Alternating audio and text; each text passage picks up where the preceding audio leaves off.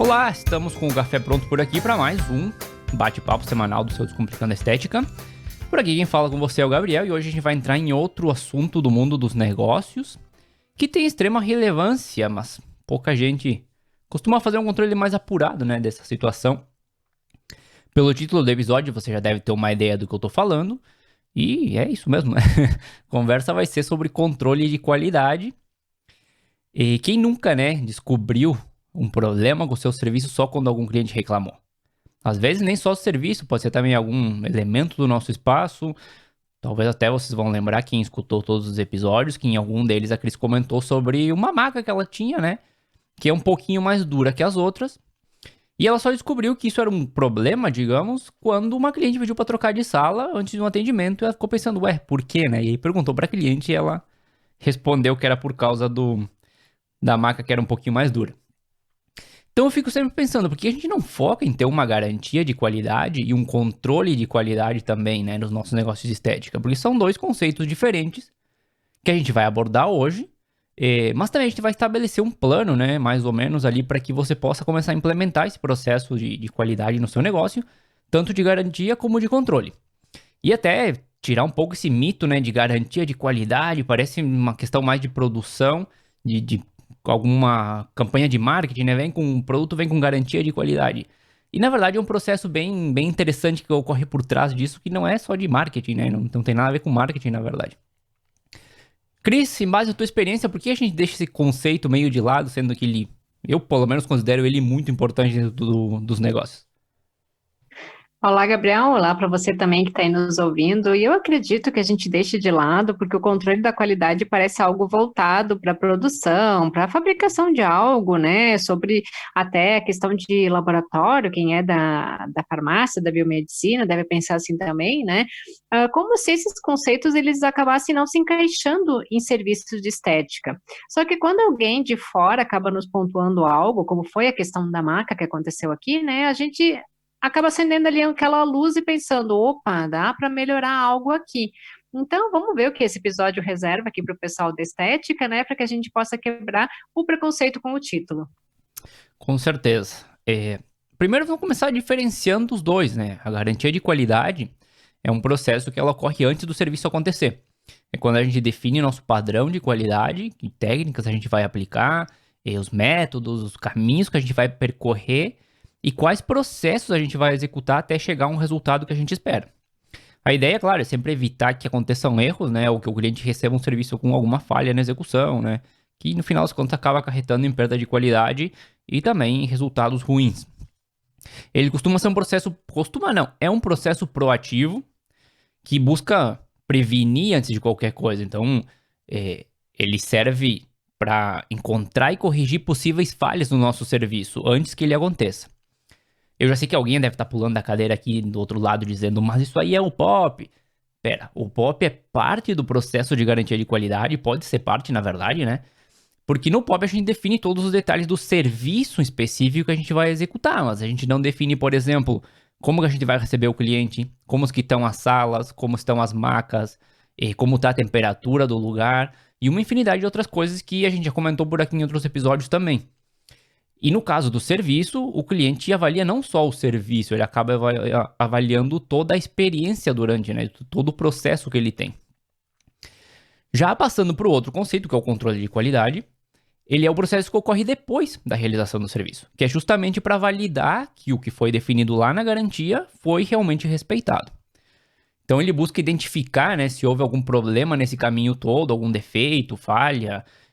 No nosso caso de estética, pode ser alguma reação no corpo, alguma queimadura. E caso tenha ocorrido, entender o porquê, verificar onde ocorreu, né, naquele processo anterior e, obviamente, trabalhar as medidas corretivas pro caso. E como eu estava comentando no início, Cris, o problema de não ter nenhum desses processos implementados é que a gente acaba descobrindo as coisas só quando o cliente nos conta. Normalmente quando já passaram vários dias, né? E isso acaba eliminando nossa possibilidade de fazer alguma correção e até reverter a situação, né? Nos aproximar do cliente e dizer, poxa vida, aconteceu tal coisa e procurar remediar a situação, digamos. Porque, obviamente, um cliente que passou por um processo ruim dentro do nosso negócio, ele vai terminar desistindo de fazer outros tratamentos e tem uma grande probabilidade que ele acabe falando mal do nosso serviço para outra pessoa também, né? Sim, né? Porque a estética ela vai muito além do simples atendimento. Se tu trabalha sozinho em uma sala, tem um salão, uma clínica, você é uma empresa e tem que acabar pensando como uma, organizando toda essa parte mais burocrática que muitas vezes a gente acaba ignorando, seja por tempo, por desconhecimento ou até mesmo por preguiça, né? Eu vou contar aqui um ocorrido recente. Eu tenho uma equipe, eu não realizo todos os atendimentos, e sim, sempre tem a questão do treinamento, demonstração, acompanhamento de procedimento, tudo que se faz necessário para a boa realização do atendimento, né? E principalmente na agenda de depilação a laser, a gente envia uma mensagem no dia seguinte para saber se está tudo bem com a pessoa, com a região que passou pelo procedimento, se está tudo ok, né? Eu também não envio ou reviso todas essas mensagens. O que ocorreu foi que uma cliente ela teve uma queimadura, né? Até aqui tudo bem, porque intercorrências elas podem acontecer, mas a gente tem a obrigação de saber solucionar ou ter alguém apto a fazer isso por nós. Mas essa cliente ela recebeu uma orientação errada daqui, e o caso acaba não chegando a mim, né? 5 dias depois, ela enviou uma mensagem, que daí eu estava com o celular e caiu na minha mão, então prontamente eu fui até a casa dela, levei a medicação necessária, e logo se resolveu com aquilo que eu tinha passado de forma correta, né? Mas ela não precisava ter ficado uma semana com o sofrimento. Me desculpei, chamei ela para um tempo depois para fazer uma revisão da região, se estava tudo ok, se precisaria despigmentar ou não, e devolvi o valor pago, né? Mas eu também acabei perdendo uma cliente porque ela perdeu a confiança. E isso faz com que a gente acabe abrindo os olhos para rever algumas coisas que com o controle de qualidade ele poderia ser evitado. E até às vezes a gente consegue se aproximar um pouco antes, né? Quando a situação ocorreu logo de começo. E com essa aproximação, com alguma forma ali, a gente consegue reverter a situação e o cliente não perde totalmente a confiança. No teu caso, claro, passaram vários dias e o cliente ficou ali, né? Poxa, ninguém tá me dando nenhuma solução concreta para o caso. Mas vamos lá. Como que eu implemento, então, né, um processo de garantia de qualidade e um de controle de qualidade no meu negócio? Vamos começar pelo garantia, porque acontece antes de acontecer o serviço, né? O primeiro passo, obviamente, vai ser definir a nossa qualidade. Como é que eu faço isso, né? Bom, o que, que eu espero do serviço, o que, que a gente quer entregar para o nosso cliente. Se eu entrasse no meu negócio, como eu gostaria de ser atendido, por exemplo. Claro que em matéria de resultados, até a Cris pode aprofundar um pouco mais nisso, mas vai depender de inúmeros fatores que podem escapar das nossas mãos. Mas isso não quer dizer que a gente não possa estabelecer nossa estratégia de qualidade do mesmo jeito. Pelo menos algum. A gente sabe que vai fazer um sistema que vai entregar resultados constantes. E aí, claro, dependendo de algumas variações ali, vai correr mais para cima ou mais para baixo. Mas, para começar a dar uns exemplos, assim, né? Como que eu devo receber meu cliente? Será que eu recebo com um sorriso no rosto ou com a cara fechada? Qual que vai ser melhor? Como deve estar meu ambiente naquele momento? Quanto tempo eu faço o cliente esperar? A ideia é ir colocando no papel toda essa trajetória, desde que ele agenda o serviço até colocar o pé na nossa porta, e depois quando termina também. Definir os pontos importantes em cada uma dessas etapas e qual vai ser o meu padrão de qualidade para elas. E algumas perguntas que podem te ajudar, né, para fazer esse processo podem ser as seguintes: que experiência eu quero entregar para o cliente?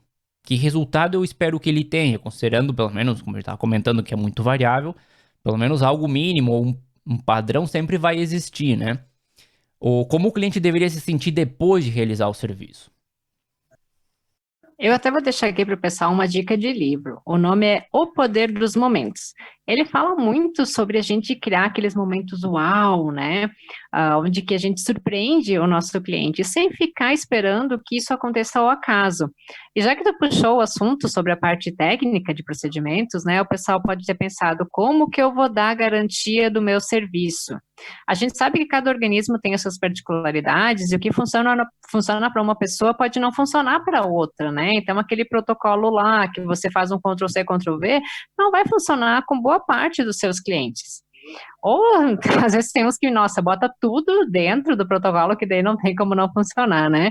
Mas o que que tu pode fazer quando o cliente te pede a garantia, porque alguns realmente pedem, ai, que garantia que tu me dá de que isso vai funcionar, né? De que eu vou ter tal resultado. O que tu pode fazer é dizer que tudo que for referente ao seu trabalho vai ser feito. Você estuda, oferece a melhor conduta para ele, os melhores cosméticos, equipamentos, com a manutenção em dia, faz a prescrição de nutricosméticos, né, se for o caso, mas que você também depende que ele te dê a garantia de que vai seguir tudo que for recomendado. E juntos, então, vocês vão chegar ao resultado que ambos querem. Claro, falando isso sempre com jeitinho, sem arrogância. Claro, sempre tem que ter ali um trato diferente e também é muito claro, acaba sendo relativo, mas a gente consegue, pegando isso, dizer, ok, eu faço tudo isso e se eu fizer tudo isso certinho, eu vou chegar a uma qualidade aceitável que eu sei que é pelo menos o mínimo que eu consigo chegar, vamos dizer, né? E aí depois, claro, se o cliente colocar também o tanto por cento dele, a gente vai chegar ao resultado final. Depois de feita aquela etapa anterior, né, de definir qual é a minha qualidade, a gente passa para o uso de alguns POPs, digamos. Mas não só o de serviço, porque eu sei, ok, se eu pego o de serviço, eu sigo algumas etapas dentro, né, indicações, digamos, durante a realização de uma limpeza de pele, para dar um exemplo, para ter um resultado e uma qualidade estabelecida pela empresa. Então essa parte vai ser mais de operacional do serviço. Mas o que acontece antes do atendimento? Eu entro em contato com o cliente relembrando o horário, eu ofereço água, chá, café antes de começar, eu converso um pouco e tento deixar ele mais confortável. Eu tenho a opção de escutar música durante a realização do serviço e ofereço isso para o cliente. E durante a realização do serviço, você conversa, pergunta se o cliente está bem, se está desconfortável ou não. Porque eu acho que todo mundo já teve, até que eu vou contar aqui, aquela experiência do dentista. Que a gente mal senta na cadeira, ele já coloca a broca lá no dente e começa a mexer. E aí dói, a gente fica lá paralisado, parece que não pode nem se mexer muito. E às vezes até com vergonha de dizer, olha, dá pra perguntar um pouco antes de fazer isso. E o oposto também. A gente vai nesse mesmo profissional, ou no profissional, né, no dentista no caso, e ele explica o que tá fazendo, comunica, né, que algo pode dar desconforto ou dor, e que a pessoa se sinta à vontade para avisar e tudo mais. E muda completamente a qualidade e a percepção que a gente tem daquele serviço. E seguindo, o que acontece depois que ele fez o tratamento? Eu acompanho o cliente até a porta, ou ele sai sozinho, eu ligo, mando mensagem perguntando se ele teve algum problema, me coloco à disposição ou simplesmente esqueço daquele cliente. Então tudo isso precisa estar mapeado ali para que a gente consiga definir a qualidade do processo completo para poder chegar a um padrão de qualidade. Sabe que aqui eu sempre falo para os pacientes, né, principalmente quando estou fazendo o preenchimento, que eu falo demais e fico perguntando várias vezes se está tudo bem, e que é para elas me relatarem qualquer sensação diferente do que eu tenha mencionado anteriormente. Mas isso também, eu acho que serve como um termômetro que eu vou tendo durante o procedimento, uma forma de ficar atenta e até de deixar mais descontraído, né? E por vezes eu aproveito os aplicativos que a gente tem hoje em dia, eu coloco uma trilha sonora que ela goste, pergunto que tipo de música, se ela já tem uma playlist, até para não ficar ouvindo os barulhos do procedimento, né? E abriu a embalagem da seringa, da agulha e tal. Claro que antes disso eu já fiz toda a explicação sobre o procedimento, puxei os livros para dar uma explicada na anatomia, onde que vai ser feito, mostro umas fotos ou uma expectativa de resultado, né? E ao final eu deixo o material impresso sobre as orientações e meu telefone para dúvidas ou intercorrências. Como eu comentei antes, a gente pode errar, mas a gente precisa reconhecer e resolver o erro. Então isso é tipo um roteirinho que eu tenho para preenchimento, e isso pode ser adaptado para outros procedimentos que tu tem ali no teu espaço, né? Então, hoje mesmo com as harmonizações, eu vejo que tem saído cursos sobre intercorrências, né? E eu acho que é uma boa forma de garantir a qualidade do teu serviço prestado, principalmente através do estudo, aprimoramento das técnicas e soluções a se apresentar aos clientes. Claro. É sempre importante ter também essa comunicação bem aberta com o cliente, para que ele também se sinta à vontade para dizer, olha, isso aqui é bom, isso aqui eu não gosto. Enfim, a gente vai moldando também à medida que as pessoas vão nos comentando e dando o seu feedback. E uma coisa que eu esqueci de comentar, que as definições anteriores, tanto da qualidade que a gente espera, como depois cada etapa, né, a definição de cada etapa, o que eu vou fazer, a gente pode fazer em conjunto para quem tiver equipes ou mais profissionais trabalhando. Mas caso, digamos que você tenha feito sozinha, né, você precisa comunicar isso, tudo isso para que quem trabalha no teu espaço entenda o que vai acontecer. E depois dessa comunicação, a gente passa para uma outra etapa, que é a implementação.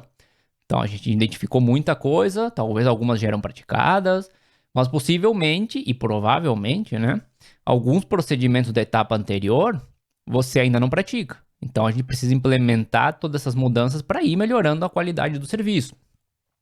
Se puder, faça um treinamento, né, dos novos processos.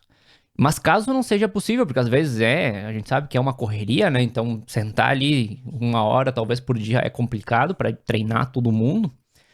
Então a gente precisa deixar bem documentado, né? Durante os primeiros dias e talvez até semanas, vai ser imprescindível que você acompanhe essa mudança, porque vai acontecer muito erro, até você vai errar, vai esquecer algumas coisas, enfim. E as pessoas que trabalham contigo também vão, e é um processo normal, é natural que cada mudança exista uma linha de aprendizagem, de adaptação, né? E o importante é ter bem definido que se alguém tiver alguma dúvida, pode consultar com você, ou que você vai deixar um manual extremamente detalhado de cada processo para que, caso surja alguma questão, você possa ir lá e consultar e resolver. E é também válido lembrar, né, que tu não vai fazer isso somente uma vez e deixar lá numa pasta dentro de uma gaveta qualquer.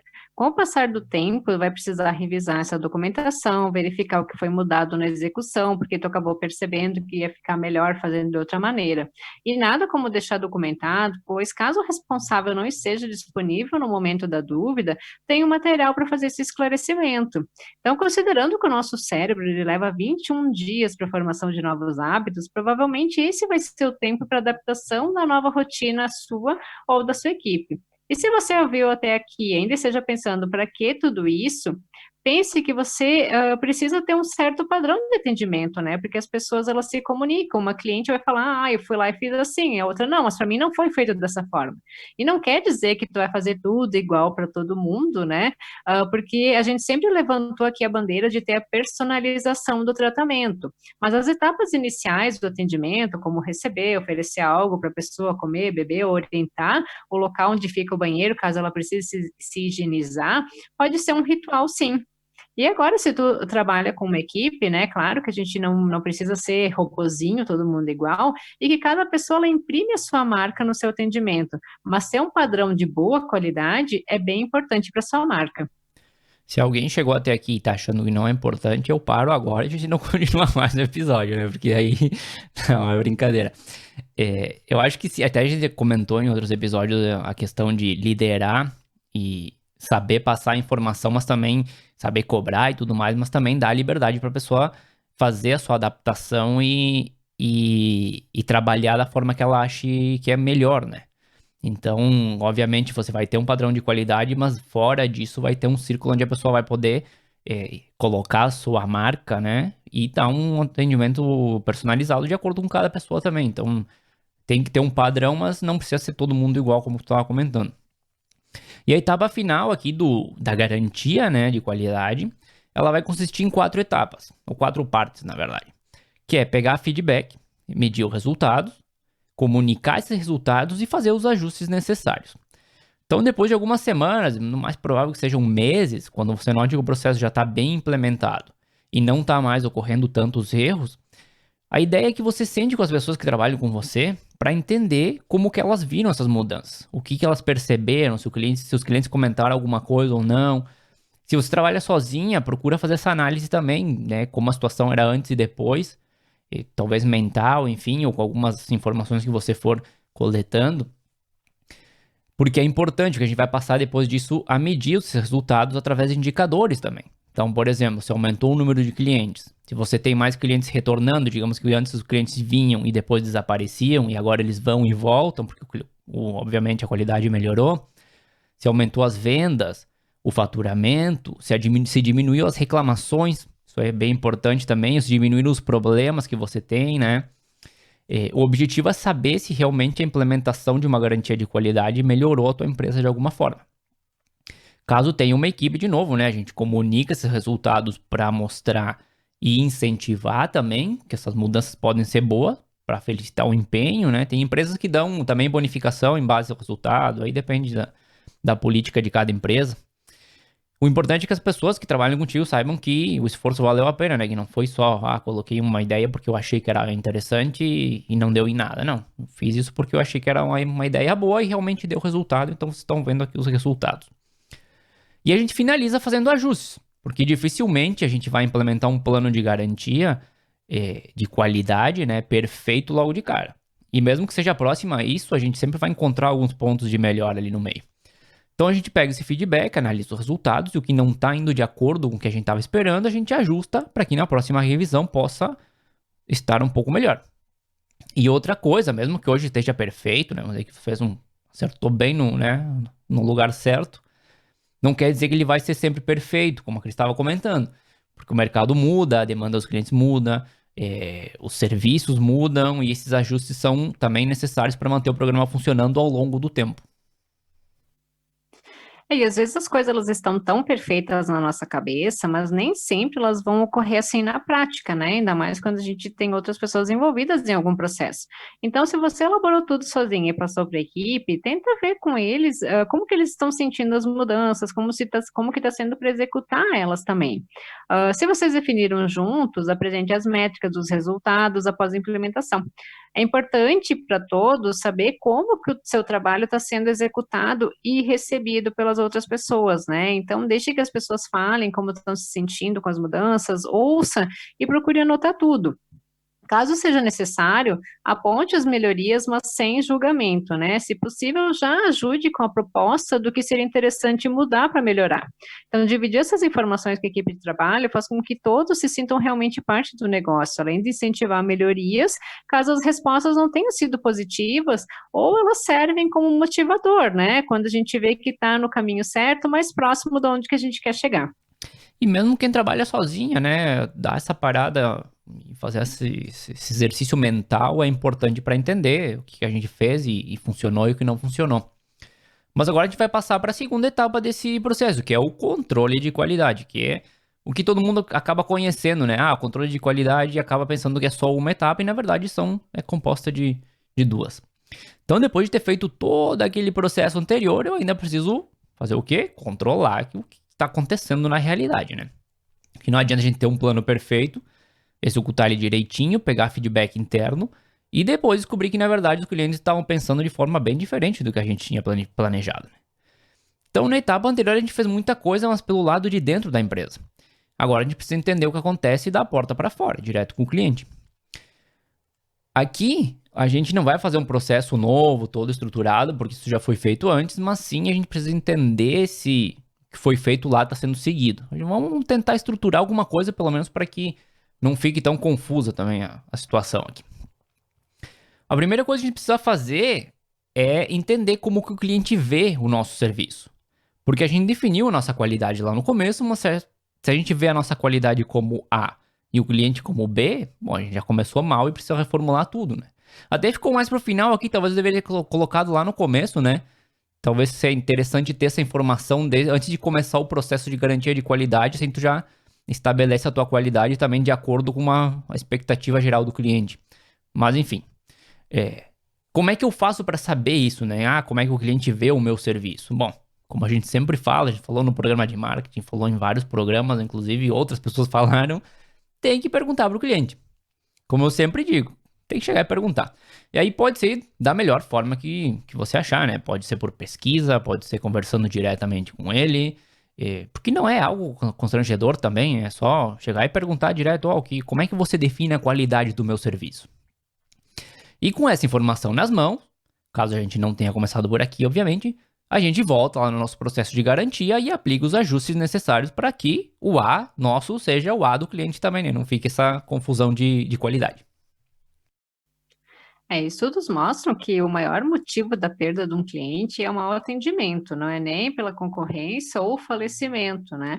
Mas algo que saiu errado durante a jornada do cliente dentro do nosso negócio, que fez com que ele não se sentisse mais à vontade, não sentisse mais a vontade de continuar conosco, tem que tentar procurar entender para melhorar esses pontos, né?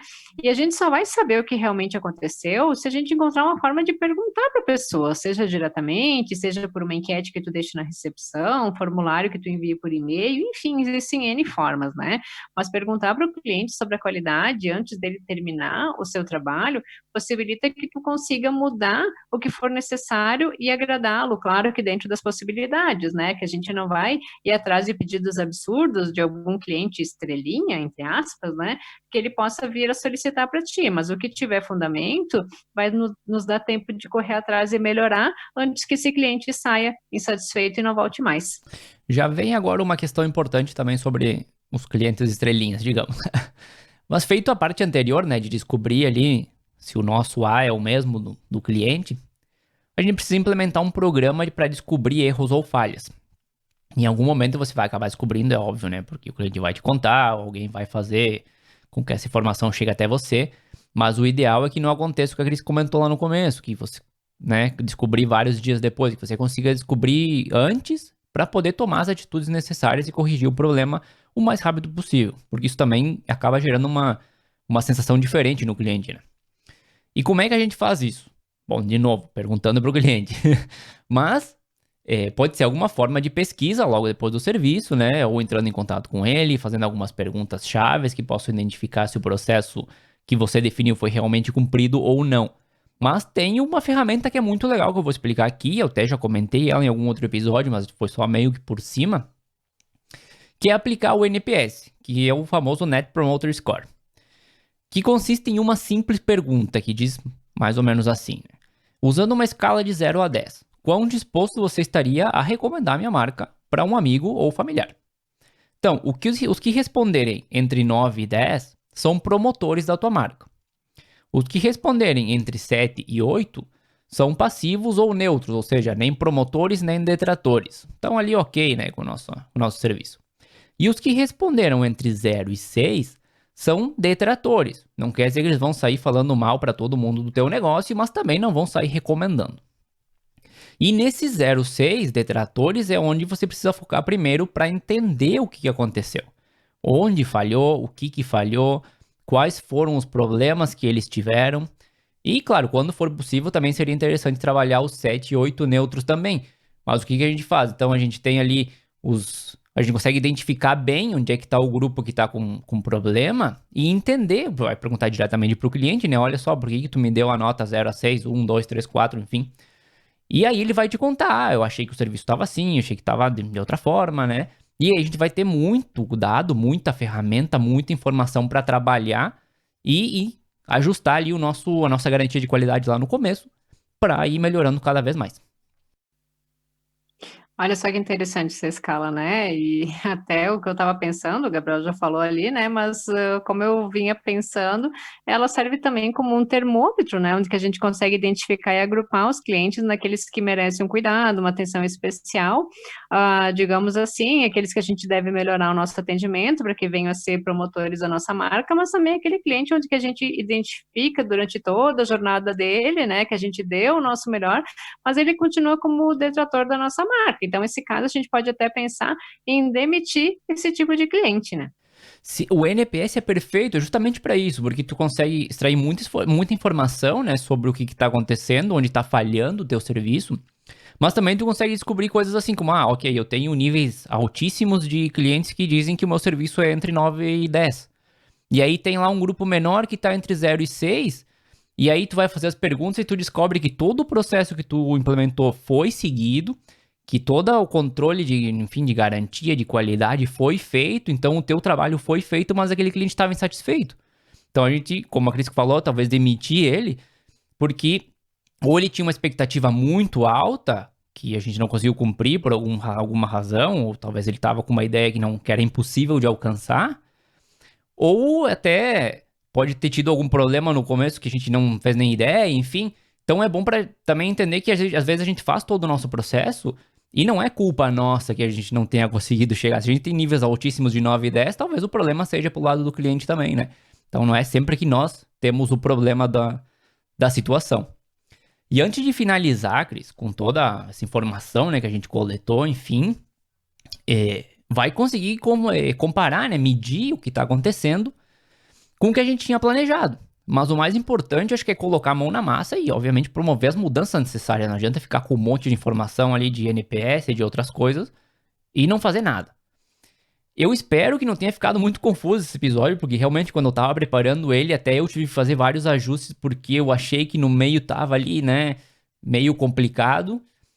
Porque é realmente muita informação e são informações mais abertas, assim, não tem tanto estrutura, não é tão quadradinha como outros episódios que a gente fez, talvez. E às vezes fica mais difícil entender. Mas para facilitar, antes de fechar aqui, eu vou recapitular mais ou menos o que a gente fez. A gente falou de dois conceitos, que foi de garantia de qualidade e o de controle de qualidade. Dentro da garantia, a gente fez o seguinte processo. A gente definiu qualidade, usamos POPs tanto, né, de processos como também de melhorias de atendimento. A gente comunica as mudanças e aí faz as implementações. E parte para a etapa final, que eram 4 coisas: feedback, medir resultados, comunicar os resultados e fazer os ajustes. Isso tudo no ambiente interno da empresa.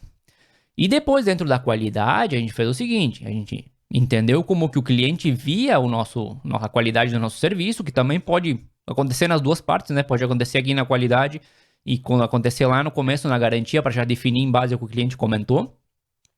Implementou um programa para descobrir erros e falhas, junto com o Net Promoter Score, que aí te dá mais outras informações legais, como a gente estava comentando agora. E comparou as informações entre garantia e controle, para ver, né, se o que a gente estabeleceu lá no começo realmente foi cumprido.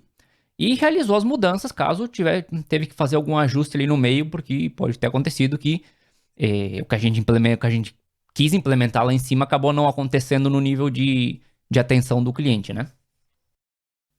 Agora eu vou deixar uma dica de ouro, algo que eu faço e dá super certo, tá? Volta lá no início e reescuta esse episódio numa velocidade um pouco maior. Tu consegue reproduzir ele até numa velocidade de 2 vezes da que está sendo emitida, né? Ao menos para mim, faz com que eu não me disperse, que eu consigo focar mais e prestar mais atenção. E como o Gabriel falou, procure executar, porque não adianta tu absorver um monte de informação, concordar com ela, mas não partir para ação. Então, uma boa reescuta de episódio. A gente vai aparecer um robozinho na velocidade 2, né? Mas enfim, se ajudar você a entender melhor, por que não? E claro, a gente também, obviamente, se quiser entrar em contato com a gente no nosso Instagram, @Descomplicando a Estética, ficou com alguma dúvida, pode mandar lá, a gente explica. A gente pode fazer outro episódio, talvez quebrando esse em pedaços menores, né?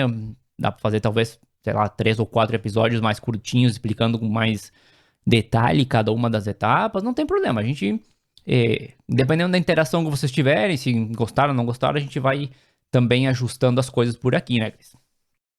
Com certeza, é só vocês mandarem ali para a gente consegue ir se adaptando da forma como for melhor para vocês conseguirem absorver o conteúdo. Mas hoje vamos ficando por aqui, né, Gabriel? Hoje vamos ficando por aqui e não esqueçam que a gente colocou também em todas as plataformas, na verdade, informações legais sobre todas as nossas plataformas. Na verdade, a gente comentou lá que a gente tem o canal do YouTube, a gente tem o Instagram, a gente tem aqui o podcast no Spotify e outras plataformas também, ele está distribuído, para que você possa nos acompanhar em várias delas e também dar essa força, né, nas outras plataformas. Às vezes, por exemplo, a gente consegue postar alguma coisa mais rápido no Instagram do que gravar um episódio inteiro para vir conversar aqui com vocês. Então, é bem legal que vocês possam estar em todas elas. Então, dá uma conferida. Tem vídeo, tem áudio, tem de tudo ali para que você possa conferir todas as nossas plataformas. Mas hoje a gente vai ficando por aqui. A música de abertura do nosso programa é Feeling Good da PurplePlanet.com. E claro que sim, claro que na próxima semana a gente vai estar de volta com mais um assunto interessante para você. Até mais, Cris. Até mais, não deixe de conferir lá no Instagram e conhecer as nossas caras, você que tem curiosidade de saber quem está por trás do Descomplicando. Até mais!